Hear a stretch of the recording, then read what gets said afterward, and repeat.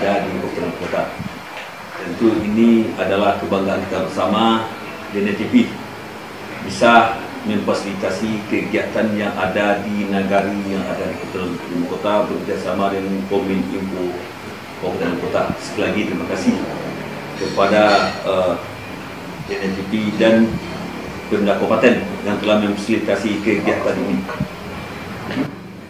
Nama saya Dun Peski Datuk Terma Tan Marajo, Wali Nagari Siwabatua. Dan selamat datang di Nagari Siwabatua, nagari mandiri, nagari pejuang, nagari bersih, bebas sampah, nagari adat, ndak langkang, ndak pandai, ndak lapuk hujan. Nagari Siwabatua luasnya lebih kurang 1.600 hektar area yang terdiri dari 5.815 jiwa penduduk dan terdiri daripada 1.716 kepala keluarga dan 6 jorong yang terdiri dari jorong tengah adalah pusat nagari Siwabatua, iaitunya tempat beradanya Kantoroli Negari dan Balai Nantuo adat nagari Siwabatua. Dan yang kedua, jorong tepi, jorong bumbung, jorong lakung, jorong koto, dan jorong bambuku. Mata pencarian masyarakat Siwabatua adalah bertani atau petani, terutama penghasil padi dan beras di 75 nagari dan 50 kota. Yang kedua, bekerja sebagai pekebun, baik itu pekebun jeruk, pekebun pokat, durian, dan tanaman yang lainnya, serta cabai, jagung, terung, dan sayur mayur. Itu berada di Nagari Siwabatua, tepatnya di jorong bambuku dan jorong koto, jorong tepi. Itu merata menjadi petani sayur. Seterusnya, Nagari Siwabatua mempunyai adat yang sangat kuat, iaitu Lembaga Adat Nagari Siwabatua, iaitu yang kita kenal dengan Kerapatan Kampek Suku Balai Nantuo, yang terdiri daripada pucuk adat, kepala suku ada 4, kepala suku Peliang, Melayu, kepala suku Petapang, kepala suku Ciniago, dan tua-tua kampung, Bungus Tangkai, Pengulu Andiko, ulama, cerdik pandai, PKK Bondo Kandung, termasuk 2 balang adat. Nagari Siwabatua dikenal nagari pejuang. Salah satu nagari pejuang adalah peran dari menyelamatkan negara Kesatuan Republik Indonesia pada tanggal 15 Januari 1949 yang dikenal dengan PDRI, yaitu agresi Belanda. Baik agresi yang pertama, yang kedua, 4849. Siwabatua memberikan andil yang sangat penting bagi negara Kesatuan Republik Indonesia dengan gugurnya para pejuang di Lurah Kincia, tepatnya di Nagari Siwabatua. Itu adalah para pemimpin PDRI yang melakukan rapat untuk menyelamatkan negara Kesatuan Republik Indonesia yang dihadiri oleh petinggi PDRI, sehingga lebih dikenal dengan peristiwa 7, gugur sebanyak 69 orang. Yang pertama di Makam Pahlawan Siwabatua, Bandar Dalam, dan Sejugadang. Yang kedua, Nagari Siwabatua adalah negari yang beradat. Ini dari dulu sampai sekarang sangat diakui dan dipatuhi masyarakat. Baik sebagian setiap kegiatan pembangunan dilakukan oleh pemerintah negari selalu bekerjasama dengan lembaga-lembaga negari, unsur dinas terkait, elemen, dan seluruh masyarakat Siwabatua. Jadi artinya Nagari Siwabatua mempunyai modal, mempunyai kekuatan nagari kompak yang bersatu padu untuk memajukan negarinya. Itu adalah peran daripada nenek mama, alim ulama, lembaga negari, BAMUS, pemuda, pemudi, PKK Bondo Kandung. Sehingga setiap pembangunan Siwabatua, alhamdulillah sampai hari ini berjalan dan tetap didukung oleh seluruh masyarakat Siwabatua. berkat peran daripada ahli lembaga negeri tersebut.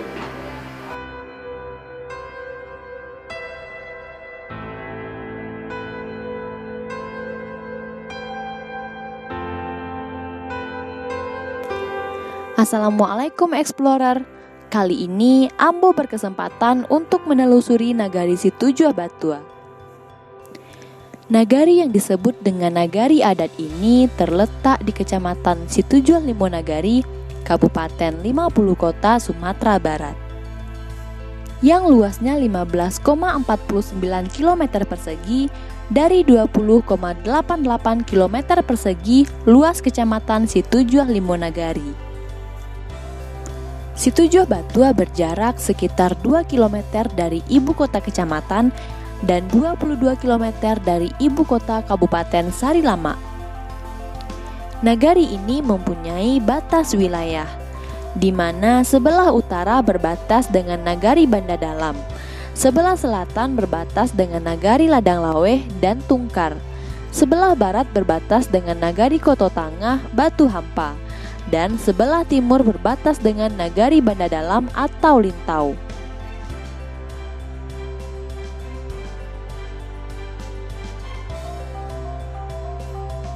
Jumlah penduduk pada tahun 2018 kurang lebih sebanyak 5.383 jiwa, yang terdiri dari 1.595 kepala keluarga. Pada umumnya, masyarakat Situjua Batua hidup sebagai petani dan pedagang. Namun, tidak sedikit juga yang menjadi PNS asal nagari ini.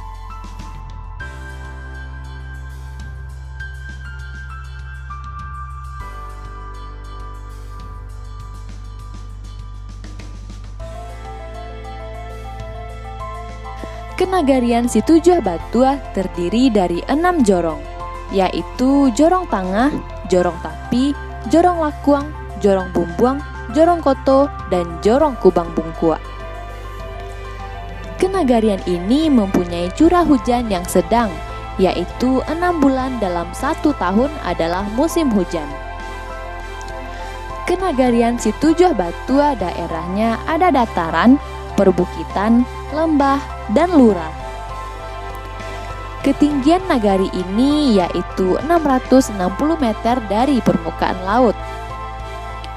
Temperatur udaranya berkisar sekitar 28,3 derajat Celcius. Tak heran jika masyarakat nagari ini pada umumnya memiliki kebun jeruk.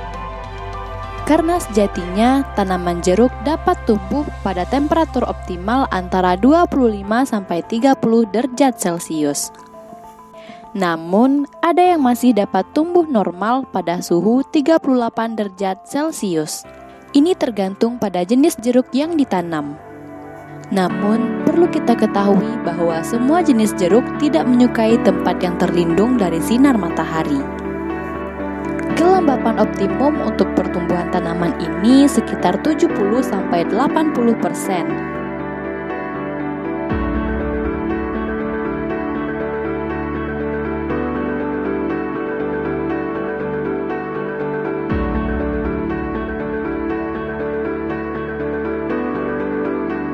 Ambo pun mampir ke salah satu kebun jeruk yang kebetulan sedang panen.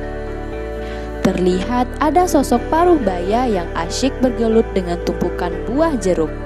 Dengan penasaran, Ambo menghampirinya. Ternyata bapak ini adalah yang punya kebun. Melepaskan rasa penasaran, Ambo meminta izin untuk berkeliling kebun.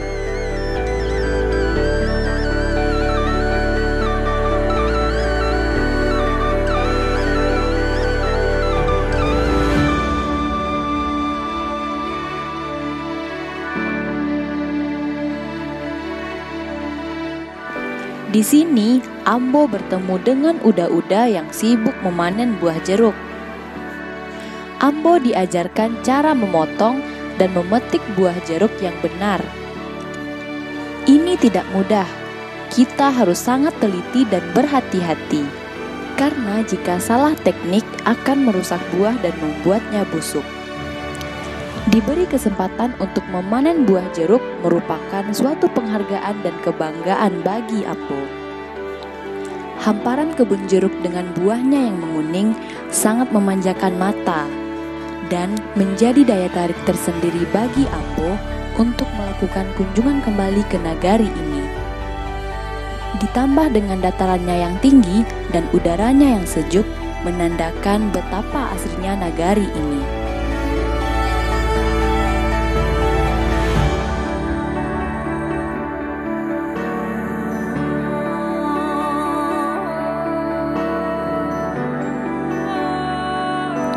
Selain kebun jeruk, tembakau juga menjadi produk unggulan si Tujuh Batua.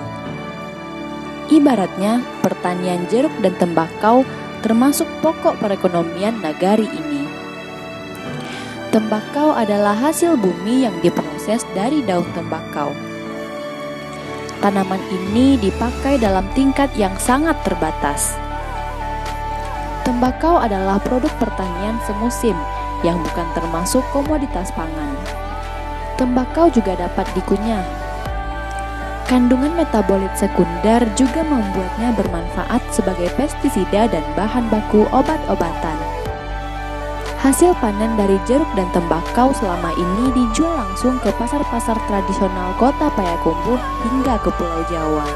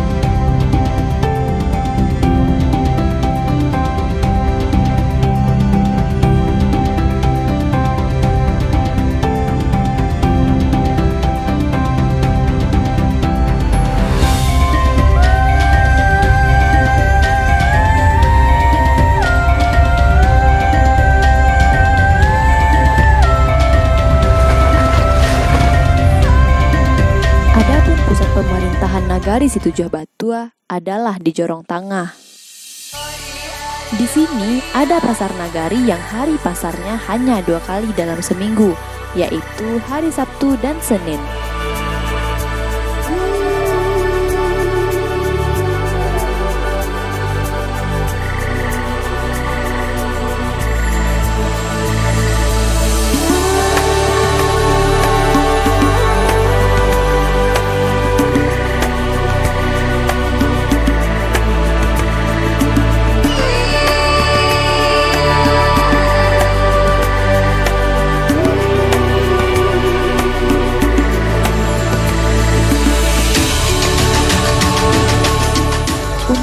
Nagari ini memiliki kata petitih yang menggambarkan asal-usul si Tujuh Batua, yang berbunyi dari mano turunnya palito, dari baliak telongan batali, di mano turunnya ninyak kito, etan dari babui koto tinggi. Dari petitih ini semakin jelaslah bagi kita bahwa nenek moyang nagari ini berasal dari babui koto tinggi, tepatnya di lereng Gunung Sago. Pada mulanya nenek moyang turun dari Pariangan Padang Panjang. Mereka sengaja turun dengan melakukan long march atau dengan perjalanan jauh yang memakan waktu beberapa hari. Nenek moyang pun terus melakukan perjalanannya hingga sampai di Banjar. Dari Banjar, mereka terus mencari tempat yang datarannya agak rendah, persis dekat pinggiran sungai atau lubuk yang mengalir mata air. Sekarang tempat ini disebut dengan Embung Baboy. Disinilah nenek moyang menetap dan tinggal bertahun-tahun lamanya. Mereka hidup dengan cara bergotong royong, membuat sawah dan ladang. Berburu dan bercocok tanam mereka jadikan sebagai mata pencaharian. Itulah sebabnya nagari ini masih melestarikan budaya gotong royong.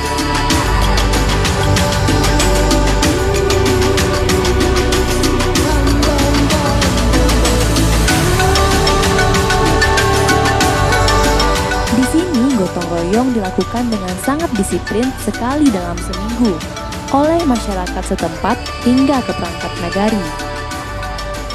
Tradisi ini sudah dijalankan secara turun-temurun yang dilaksanakan setiap Jumat pagi.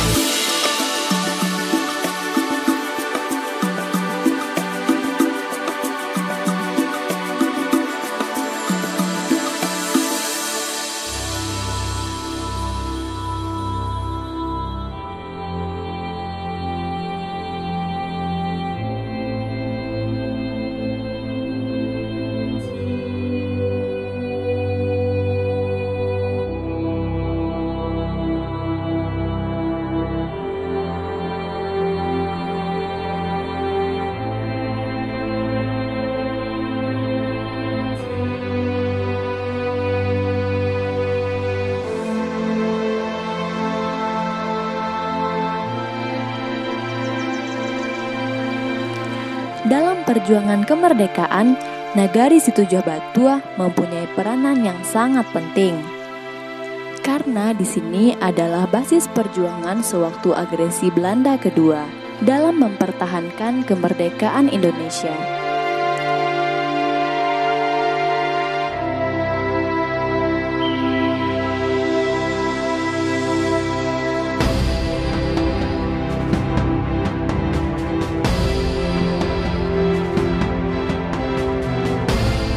Sampai sekarang dapat dibuktikan dengan adanya makam pahlawan di Lurah Kincia Situjoh Batua. Di sana dimakamkan para pejuang yang gugur tanggal 15 Januari 1949 yang sampai sekarang dikenal dengan sebutan peristiwa Situjoh.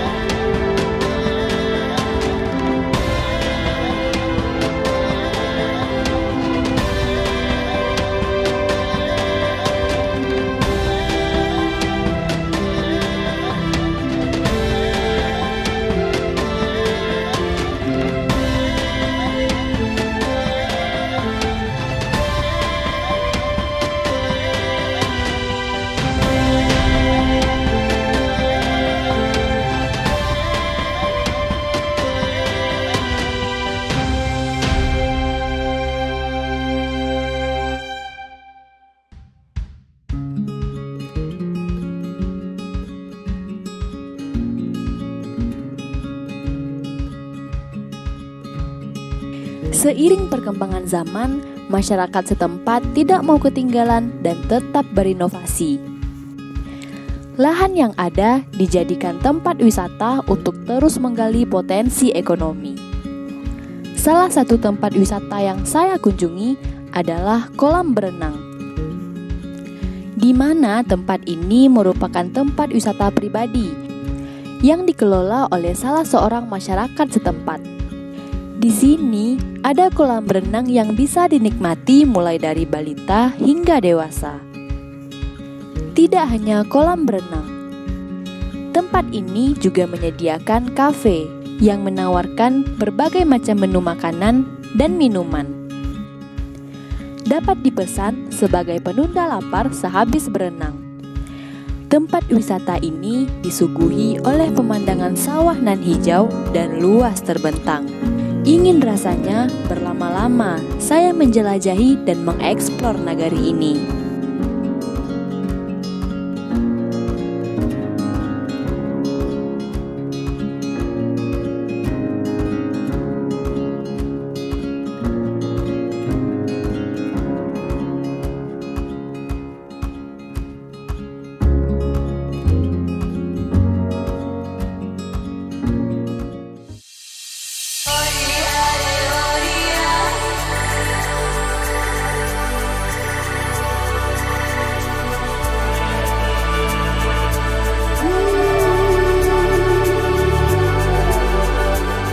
Keramahan alam nagari adat ini sangat memberikan makna dalam setiap perjalanan. Bercerita dengan eloknya angin menyapa di puncak nagari ini. Tersirat makna yang dalam akan ramahnya si Tujuh Batuan. Pesona memandang luasnya nagari ini yang dilatari Gunung Sago menjadi cerita indah di kala senja tiba. Tidak cukup waktu untuk Ambo mengeksplor nagari si Tujuh Batuan untuk lebih mengenal nagari adat dan nagari pejuang ini. Sebutan adat terlihat dari ramahnya masyarakat, indahnya kebersamaan gotong royong yang timbul dari kesadaran masyarakat itu sendiri. Tidak lepas dari sejarah para pahlawan yang menyelimuti suasana nagari ini.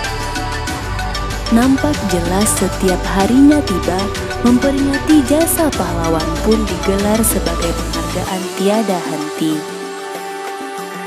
Bukti-bukti sejarah pun disimpan rapi tertata indah sebagai bentuk perjuangan yang tak akan pernah pudar. Hembusan angin meniup daun-daun padi terasa ketika Ambo berjalan menikmati suasana hari ini. Tak heran, rasa betah pun menghampiri untuk selalu berada di nagari ini. Langit pun serasa memberikan kesempatan untuk meneruskan perjalanan. Terik matahari tidak menyurutkan langkah Ambo untuk berjalan merasakan denyutan keindahan alam dan asri.